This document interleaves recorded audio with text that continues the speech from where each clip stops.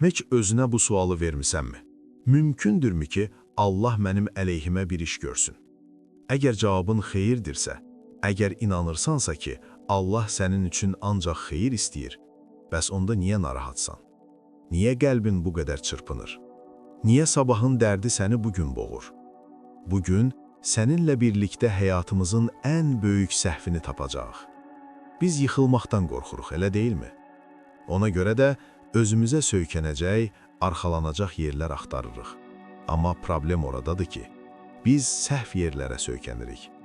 Bugün öyrənəcəyik, həqiqi xatircəmlik, yəni arxayınlıq nədir? Allah niyə bəzən bizi ən güvəndiyimiz şeylərlə imtihan edir? Və ən əsası, ibadətlərimiz niyə bizə hüzur vermir? Gəl bir anlıq dayanaq və düşünək.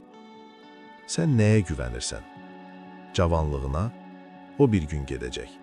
Sağlamlığına, bir virus onu sənə unutdura bilər. Mülkünə, puluna, bir gecədə yox ola bilər. Vəzifənə, kreslona, bugün varsan, sabah yoxsan.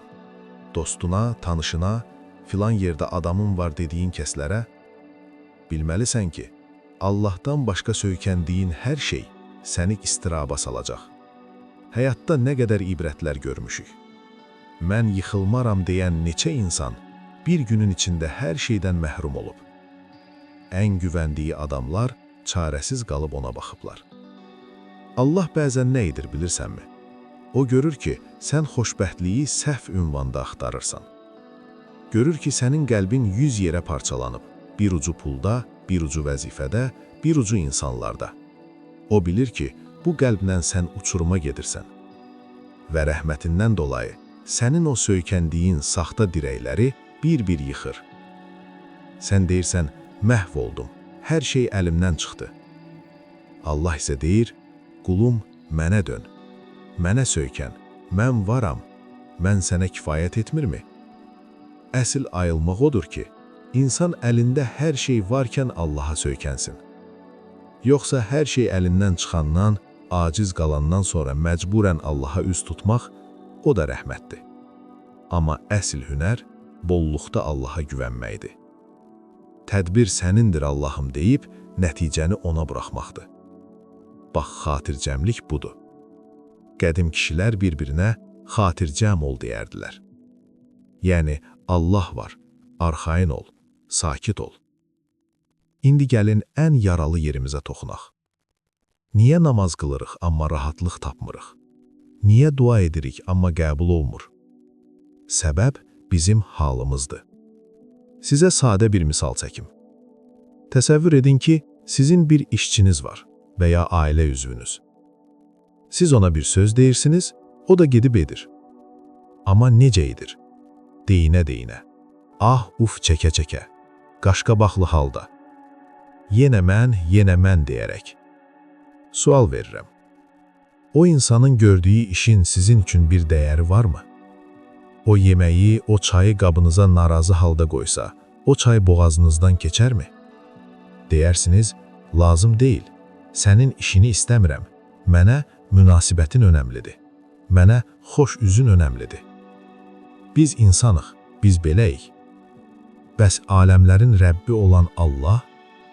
Biz Allaha etimad etmirik, ondan narazıyıq, həyatımızdan şikayətçiyik.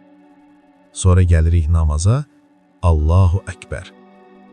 Təcvidlə, qayda qanunla namaz qılırıq. Rükusu yerində, səcdəsi yerində.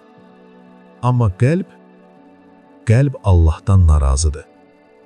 Sizcə o namazın ruhu varmı? Allah o ibadəti qəbul edərmi? Allah üçün mühüm olan sənin əməlinin forması yox, qəlbinin halıdır. Allah səndən razı qəlb istəyir. Allahım, sən nə etsən gözəl edərsən. Mən sənə güvənirəm, mən səndən razıyam. Bax, bu halla az ibadət et, Allah onu çox sayacaq. Bu halla yaşa, gör Allah sənin başını necə sığallayır, sənə necə nemətlər yağdırır. Biz bəndəliyin yolunu səhv salmışıq. Biz elə bilirik ki, Allahın bizim quru əyilib qalxmağımıza ehtiyacı var.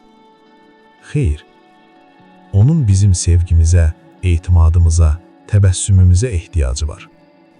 Əziz dostum, bugün qərar ver.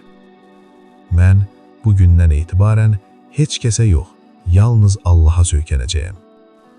Və nə olursa olsun, ondan razı olacağam. Bunu bacarsan, dünyanın ən güclü, ən sakit və ən xoşbəxt insanı sən olacaqsan. Əgər bu sözlər sənin qəlbindəki düyünləri açdısa, zəhmət olmasa videonu bəyənərək bizə dəstək ol və rəy bölməsində bu cümləni yazaraq Allaha söz ver. Allahım, mən səndən razıyam. Qəlbiniz xatircəm, yolunuz açıq olsun.